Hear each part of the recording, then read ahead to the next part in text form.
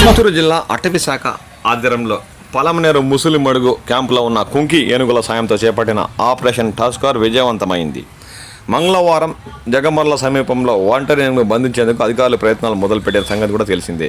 ఈ క్రమంలో బుధవారం కుంకీల సమీపంలోని ఆహారాన్ని తినడానికి వచ్చిన 16 ఏనుగును అధికారులు మత్తుమందించి కుంకుల సాయంతో బంధించారు. అనంతరం దానిని ముసలి మడుగు క్యాంపుకు తరలించారు. దీంతో ఆ ప్రాంతంలో ఉత్కంఠత వాతావరణం నెలకొంది.